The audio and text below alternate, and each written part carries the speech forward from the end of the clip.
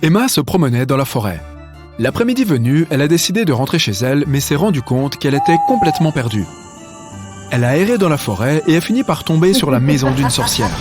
Elle a caressé son chat noir et a demandé à la sorcière de l'aider à rentrer chez elle. La sorcière a accepté, mais d'abord, elle avait besoin qu'Emma lui vienne en aide. La sorcière avait créé plusieurs portails magiques ouvrant sur différents endroits, et elle avait des choses à faire dans ces lieux. Mais elle était trop vieille et trop fatiguée pour s'y rendre elle-même. Elle voulait donc qu'Emma y aille à sa place. Emma n'a pas eu d'autre choix que d'accepter. Elle aura bien besoin de ton aide, alors accompagne-la. Emma passe le portail et se retrouve en Égypte ancienne. Elle doit retrouver une coupe magique dans la tombe d'un pharaon. Mais d'abord, elle doit pouvoir y entrer. Pour pénétrer dans l'antre, la jeune fille doit d'abord déverrouiller la porte. Regarde les hiéroglyphes et trouve celui qui sort du lot.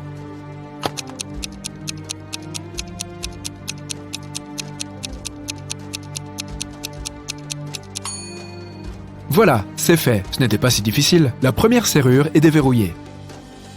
Maintenant, il nous faut en trouver un autre. Regarde attentivement.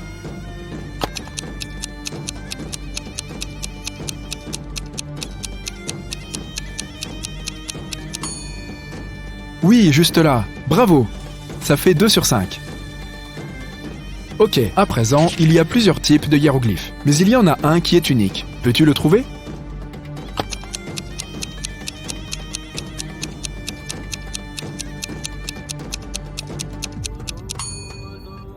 Regarde, il est là.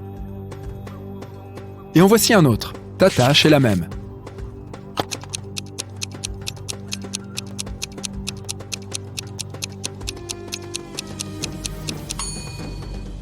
Celui-là.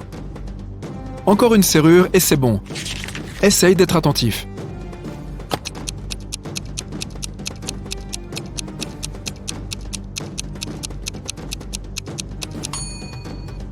Oui, le voilà. Emma peut enfin entrer, mais elle a encore pas mal de travail devant elle avant de pouvoir mettre la main sur cette coupe. Elle avance et tombe sur une autre porte qu'elle doit déverrouiller. Regarde ces 2 images et aide Emma à trouver une différence entre elles.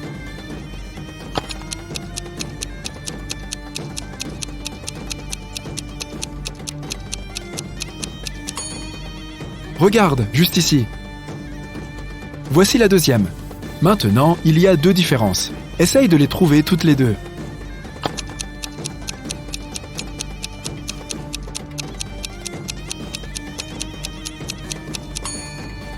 Ici et là. Allez, encore une petite dernière. Il y a 3 différences, et Emma doit toutes les trouver. Elle a besoin de ton aide. Qu'est-ce que tu en dis ?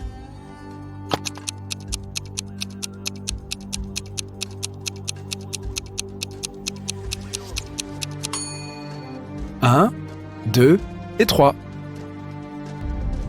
La porte se déplace lentement et Emma se retrouve dans un couloir étroit. Mais comme il n'y a qu'un seul chemin, elle sait où aller. Au bout d'un moment, elle tombe sur une autre porte fermée. À côté d'elle, il y a 4 statues. Il y a la statue d'un chat, d'un sphinx, une statue d'Horus et d'Anubis. Pour ouvrir la porte, Emma doit les placer dans le bon ordre. Heureusement, il y a un indice. 1. Anubis se trouve à gauche du sphinx et à droite du chat. 2. Le chat est juste à côté d'Anubis. 3. Horus se trouve quelque part au milieu. Peux-tu aider Emma à accomplir cette tâche ?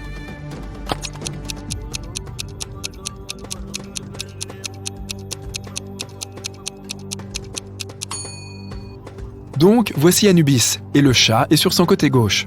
Le sphinx devrait être quelque part sur la droite pour que le chat et Anubis soient tous 2 sur sa gauche. Mais il y a aussi Horus, il devrait être au milieu. Il va donc entre le sphinx et Anubis. Et l'ordre correct est donc le chat, Anubis, Horus et le sphinx. La porte s'ouvre avec un déclic, et Emma se retrouve dans une grande pièce éclairée par des milliers de torches. Il y a beaucoup d'or, mais elle n'a besoin que de la coupe dont la sorcière lui a parlé. Dans un coin, il y a un coffre. Emma l'ouvre et y trouve 2 coupes. L'une d'elles est la véritable coupe magique. L'autre est une fausse coupe venue du futur. Peux-tu trouver quelle coupe est l'original ?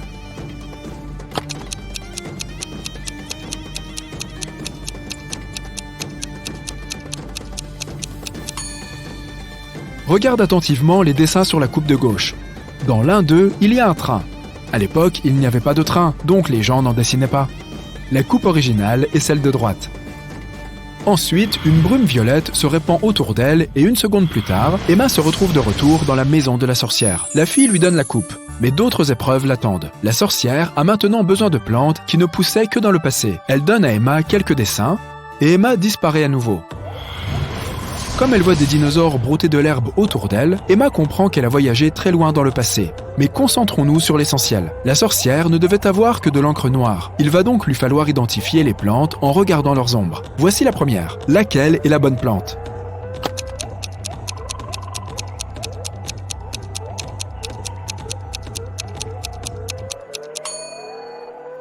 Oui, la voici. La suivante. Peux-tu la repérer?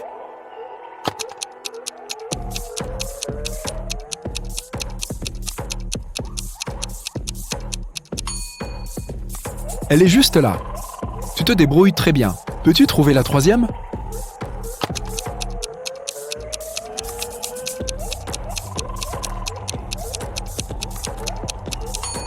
C'est beaucoup plus difficile, mais tu vas y arriver. Oui, la voilà. Allez, on monte d'un cran. Et celle-là.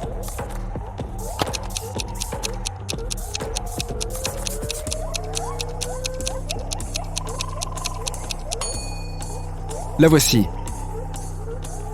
Encore une et Emma va... Oh non, le dessin a disparu. Un animal très rapide vient de lui arracher des mains. Emma doit le suivre. Sais-tu de quel côté la créature est partie?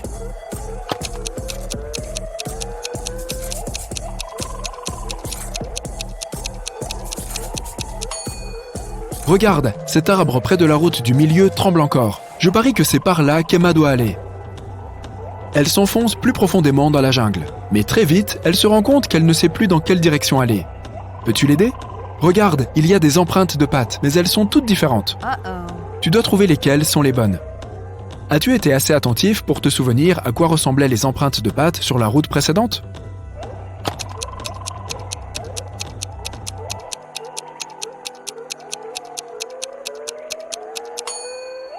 Oui, les voilà. Emma doit donc prendre le chemin de gauche. Et voilà la bête. Heureusement, il ne s'agit pas d'un très gros dinosaure. Et puis, il ne mange pas les gens.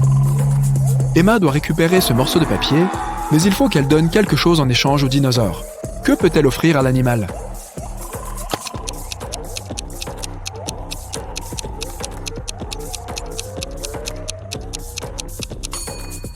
Notre ami ne sait pas ce que mange ce dinosaure, mais il avait l'air pas mal intéressé par ce morceau de papier. Emma a déjà trouvé les 4 premières plantes. Alors, elle n'a plus besoin de ses dessins. Et 4 bouts de papier au lieu d'un semble une très bonne affaire pour le dinosaure. Problème résolu. Allez, une dernière plante. Peux-tu la trouver?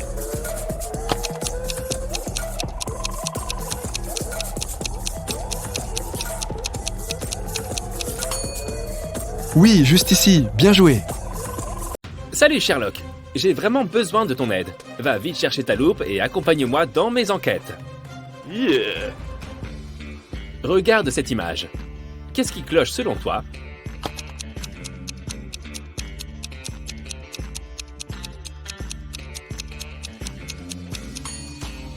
On dirait qu'il joue au tennis, mais avec un petit ballon de football. Que penses-tu de ces personnes? L'une d'entre elles vient du futur. De qui s'agit-il d'après toi? Fais bien attention.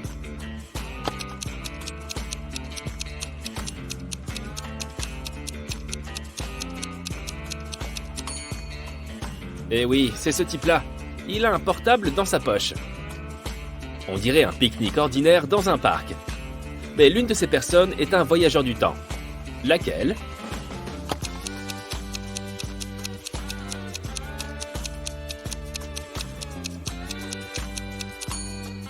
Cet homme-là a un port USB dans le bras. Un marin possède un morceau de tissu de 5 mètres de long. Il coupe un demi-mètre de tissu par jour. Combien de temps lui faudra-t-il pour couper tout le tissu?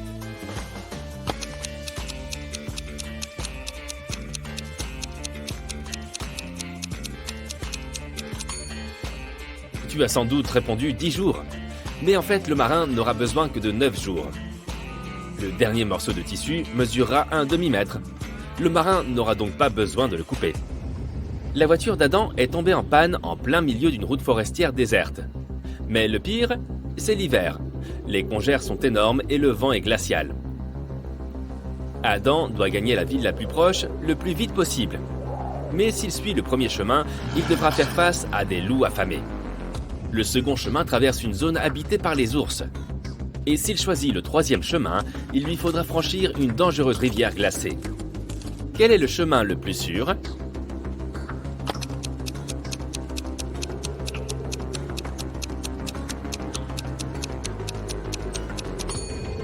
Adam doit passer par le territoire des ours. Ces animaux dorment tout l'hiver. Regarde cette image. À ton avis, quelle cage est sans danger ?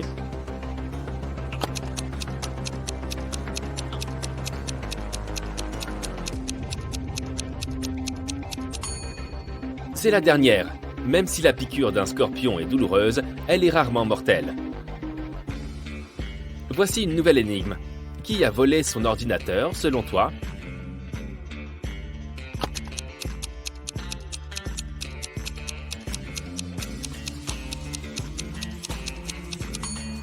C'est certainement la fille de droite.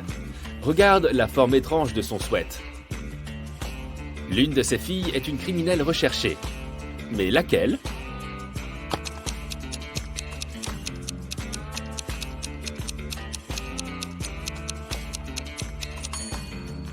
C'est la brune. Elle a le même grain de beauté que la fille sur la photo. Il y a quelque chose qui cloche vraiment sur cette image. De quoi s'agit-il ?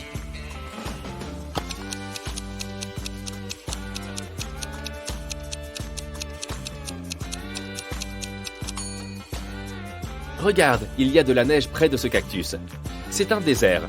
Pourquoi y aurait-il de la neige ? Regarde ces gens et essaie de trouver qui va bientôt divorcer.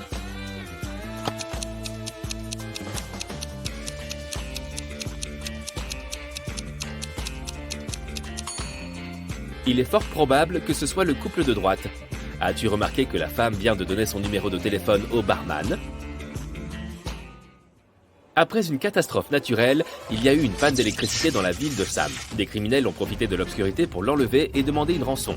Le bâtiment où on le gardait avait 3 portes. Sam pouvait utiliser l'une d'elles pour s'échapper. Mais derrière la première porte se cachait un piège qui écraserait quiconque oserait passer. Derrière la deuxième porte, il y avait des tronçonneuses qui pouvaient vous réduire en morceaux en un clin d'œil. Et de l'acide bouillonnait derrière la troisième porte. Quelle porte Sam devait-il choisir ?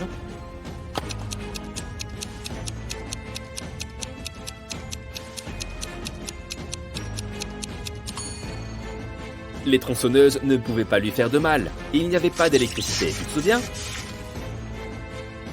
Lisa était la fille d'un millionnaire. Elle en avait marre que son père cherche à contrôler sa vie. Elle a donc décidé de s'enfuir de chez elle. Elle a pris un peu d'argent et la voiture la plus discrète qu'elle a pu trouver dans le garage, et elle est partie. Notre amie savait que son père enverrait des gens pour la ramener.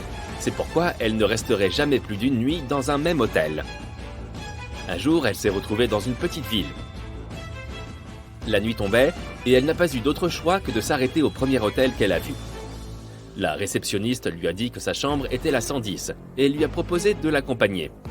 Mais Lisa a immédiatement pris son sac, est sortie de l'hôtel en courant, a sauté dans la voiture et s'est enfuie à toute vitesse. Pourquoi ?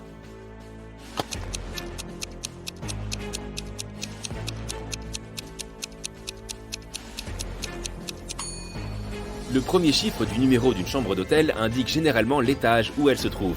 La chambre 710 devait donc se trouver au 7e étage, mais l'hôtel n'avait que 2 étages. Ce doit être un piège. Un touriste qui ne parlait pas anglais s'est présenté au guichet d'une station de métro new-yorkaise. Un ticket coûtait 50 centimes, et l'homme a tendu $1 à l'employé du guichet. La femme a donné 2 tickets au touriste sans même lui demander combien il en voulait. Comment l'a-t-elle su ?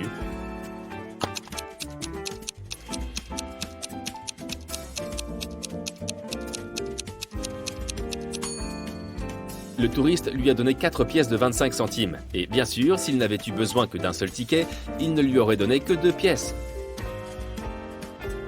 La glace fond quand tu la fais chauffer. Mais si tu me chauffes moi, je deviendrai solide. Que suis-je ?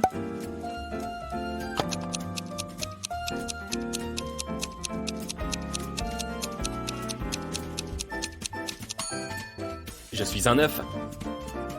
Des corbeaux volent dans le ciel. Un devant et deux derrière. Un derrière et deux devant. Un entre deux et trois qui se suivent.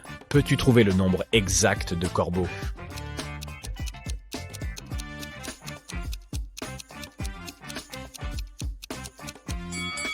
Trois. Ils se déplacent l'un après l'autre. Le barista doit remplir 2 sacs avec du café qu'il prend d'un autre sac de même taille. Peux-tu trouver comment le faire?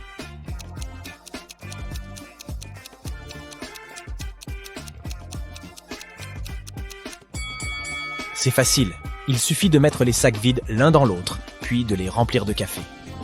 2 mères et 2 filles entrent dans un café et commandent 3 cappuccinos. Chacune en reçoit un. Comment cela est-il possible?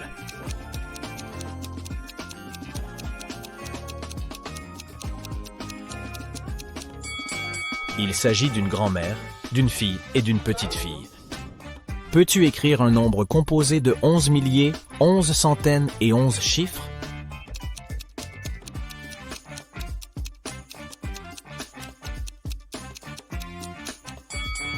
Beaucoup de gens pensent qu'il s'agit de 111 111.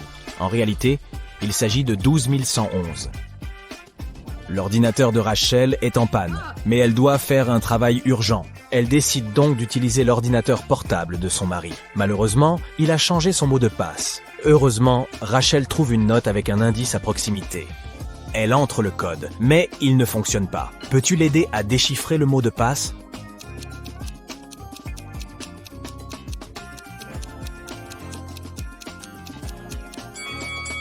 Pour résoudre cette énigme, Rachel doit remplacer chaque lettre par la lettre précédente de l'alphabet. S implique R, B implique A, D doit être remplacé par C, et ainsi de suite. Le mot de passe final est Rachel. Oh, c'est trop mignon.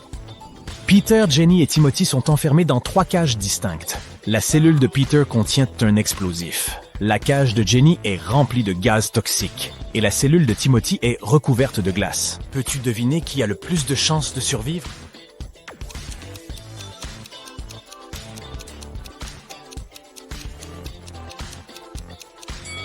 Timothy. Ce n'est que de la glace, elle va bientôt fondre. Timothy n'aura pas le temps de geler. Gérald a 100 ans et quelques mois. Mais il n'a eu que 25 anniversaires dans toute sa vie. Comment cela se fait-il?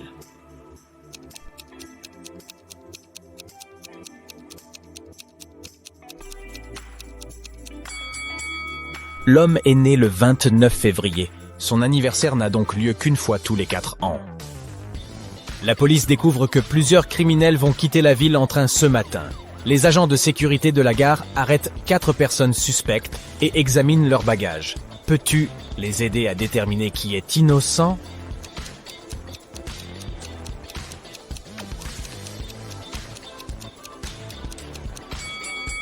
Ce type transporte du dentifrice sans brosse à dents. Une personne supposée aveugle est en possession d'une lampe de poche. Et pourquoi un homme chauve aurait-il besoin d'une bouteille de shampoing? Il semble que seul l'homme de gauche ne serait pas un criminel. Des oiseaux se sont installés un par arbre. L'un d'eux n'a pas eu de place. Mais lorsqu'ils se sont mis à 2 par arbre, un arbre est resté libre. Peux-tu calculer le nombre d'oiseaux et d'arbres?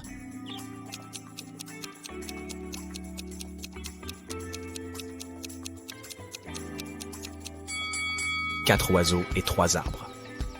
Un agriculteur possède 350 oranges. Le défi consiste à les diviser en 3 piles, de telle sorte qu'une pile soit 4 fois plus petite que la plus grande, et une autre pile, 2 fois plus petite que la plus grande. Combien de pommes y aurait-il dans chaque pile?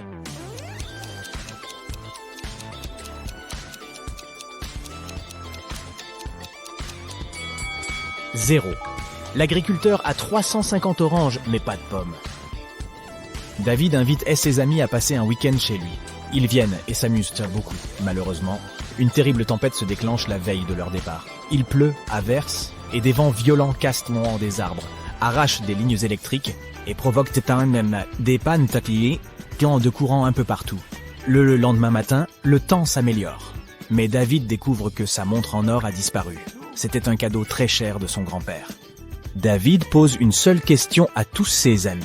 Je n'arrive pas à trouver une chose qui est très importante pour moi. Pouvez-vous me dire ce que vous faisiez hier? Monica dit. J'ai passé la plus grande partie de la journée dans ma chambre à étudier. Mike répond. Je jouais de la guitare électrique dans le garage. Et Mia, je ne sais même pas à quoi ressemble ta montre. Après avoir entendu leur réponse, David sait avec certitude qui ment. Peux-tu trouver la réponse?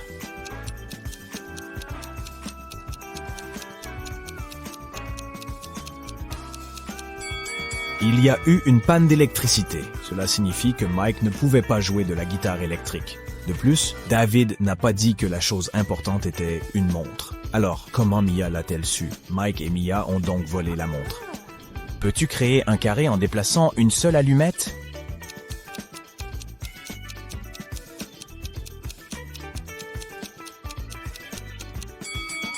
Tu dois sortir des sentiers battus pour résoudre cette énigme. Voici la solution. Ce carré est minuscule, mais il répond à la demande. Rob tient un restaurant. Il a 4 barils d'excellent kombucha.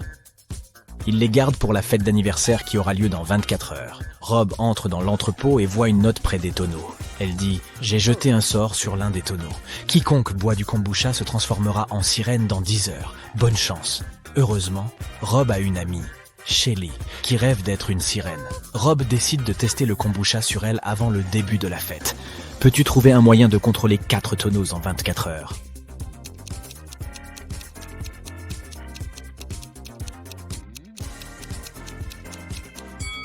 Rob devrait donner à Shelly le kombucha du premier tonneau tout de suite. Puis le kombucha du deuxième tonneau, 1 heure plus tard. Et le troisième verre, 2 heures plus tard. Si Shelly se transforme en sirène 10 heures plus tard, cela signifie que le premier tonneau est sous l'emprise du sort. Si elle change au bout de 11 heures, c'est le deuxième tonneau qui est en cause. Et si elle se transforme en sirène dans les 12 heures, c'est le troisième tonneau qui est responsable. Mais si Shelly reste la même, c'est le 4e tonneau qui est ensorcelé.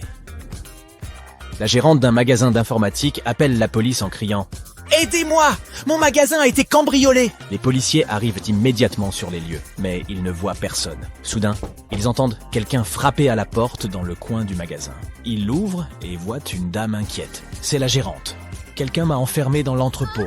Ce doit être l'un des vendeurs. » Les policiers demandent à la dame d'appeler ses employés pour les interroger. La gérante dit « Une seconde, je ne trouve pas mon téléphone. Oh, il est par là. » Elle n'avait même pas commencé à appeler avant que les policiers ne l'arrêtent. Pourquoi ?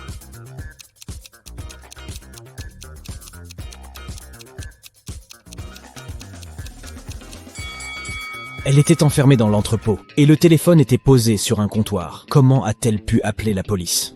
Où le samedi précède-t-il le vendredi? Prends le temps d'y réfléchir.